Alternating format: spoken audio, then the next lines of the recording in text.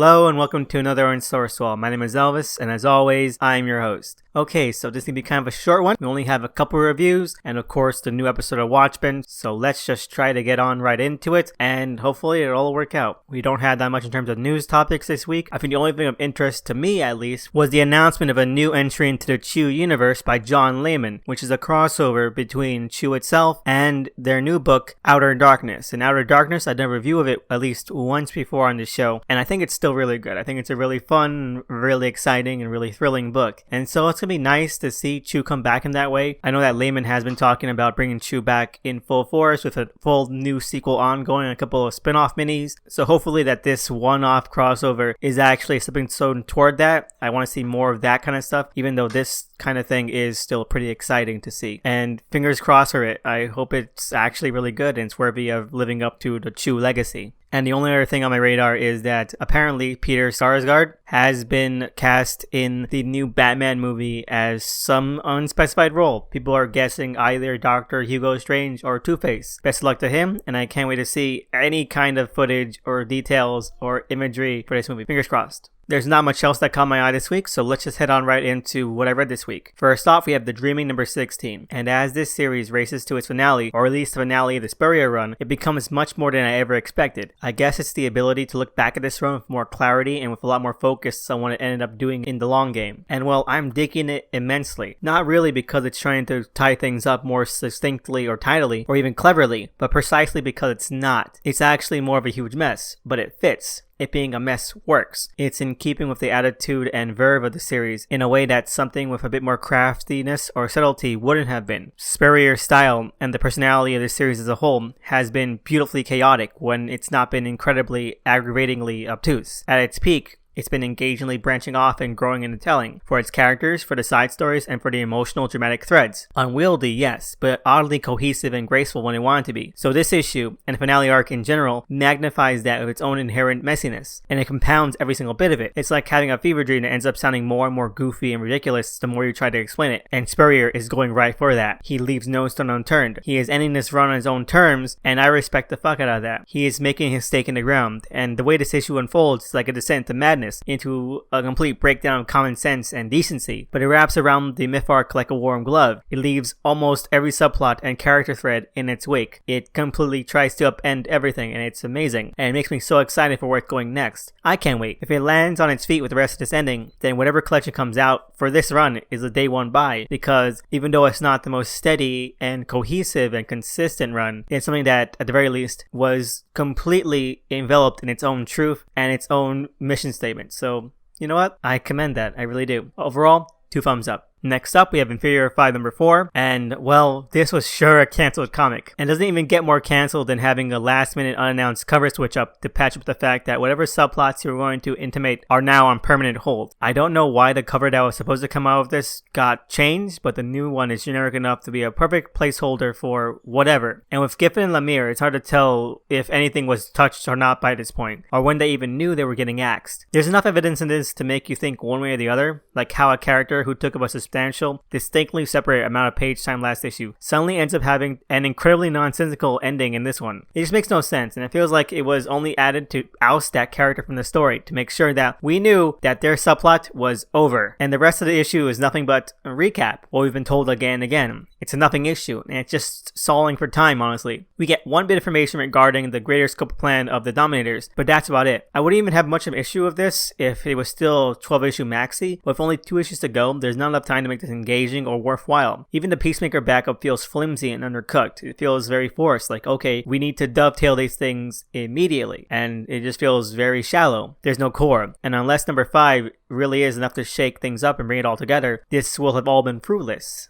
And I just hope that Giffen's trigger finger doesn't get itchy in the finale. No matter what, I don't want to see this become another kind of womp womp ending that Giffen really loves to do for characters that he no longer gets to write or he sees no more purpose for. So overall, 2 thumbs middle, because it adds nothing and it does nothing, and that's a shame.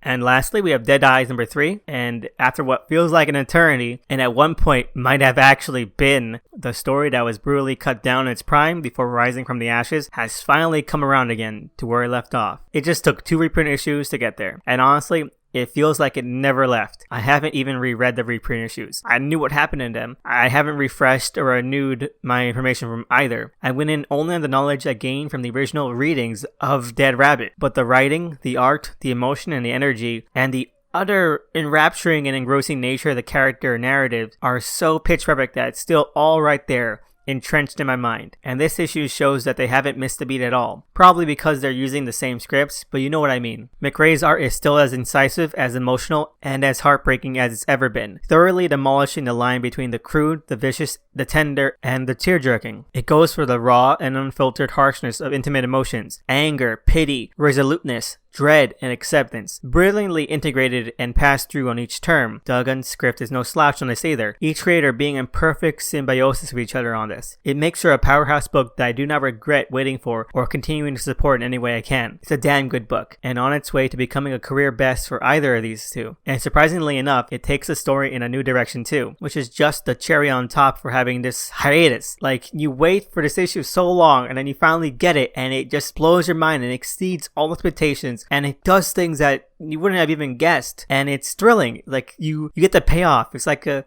metatextual payoff to such a long wait, and it makes it feel so deserved and so earned. It makes for a thrilling and gripping return, and I love it. It's got so much heart to it. It's got so much pain to it. It's got so much sadness and anger to it too, and I can't wait for more. I really can't. Overall, 2 thumbs up. And before I forget, we have what is the first full miniseries issue from the great Illuminated for Zora, Femme Fiend of the Final Frontier, which is going to be a 4-issue miniseries, and the first I've ever think they've done that hasn't been like vignette style or gag oriented since Damn Comics, which was still very short sections. This is actually a full issue. It's full 24 pages, and it is quite interesting. It's called Control Freak Conspiracy, and the first issue is kind of like eye-opening. It really is. It's so bizarre and odd to see a character that was grown and honed in short strips actually have an entirely rounded out story to themselves. Like, these are things that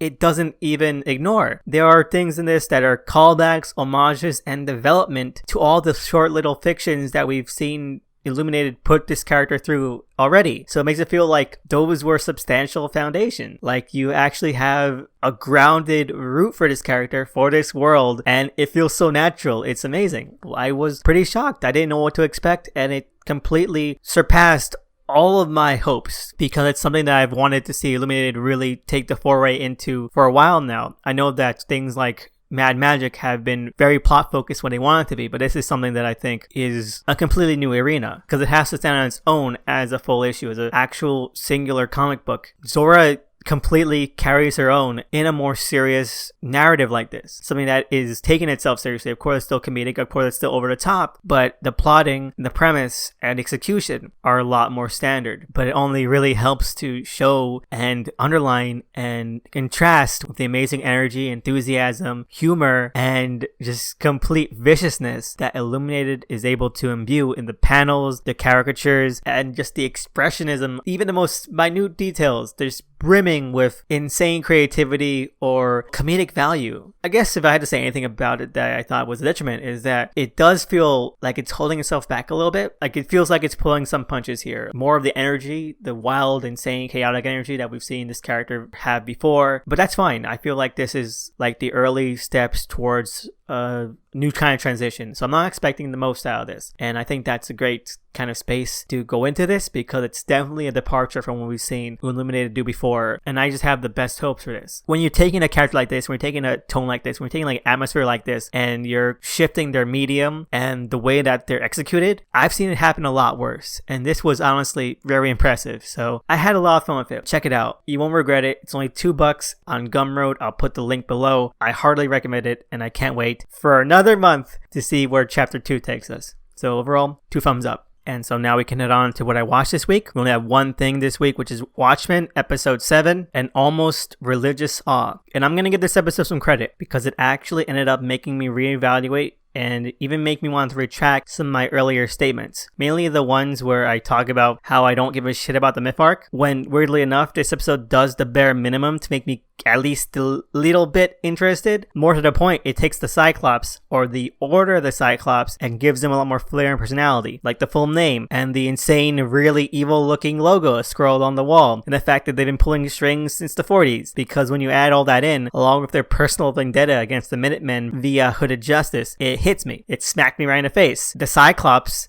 the Order of the Cyclops, are Golden Age villains, like old school comic strip radio serial style villains, the ones that you would and could describe as a vast and insidious conspiracy, like very bluntly to their face, like the various clans, mobs, and fifth column villains you would get in the old Superman radio show. And I dig that because it makes the whole breadth of the show a lot more similar, in basis at least, to James Robinson's JSA The Golden Age. Like how that was about the legacy, the consequences of heroics, and the repercussions of this highly theatrical Golden Age style of, superhero storytelling. It makes it kind of fun to see play out when you view it in that light. That being said, that's definitely not Watchmen. It really isn't. That's not really the level they were at in the comic at this time. And even Moloch was just a crime boss with weird ears. But somehow in the show, he has a death ray and all this other ridiculous shit. It's just too comic-y. And the entire core of the story here is built around it. And I think that's kind of a mistake. And really the root of why this show feels so off and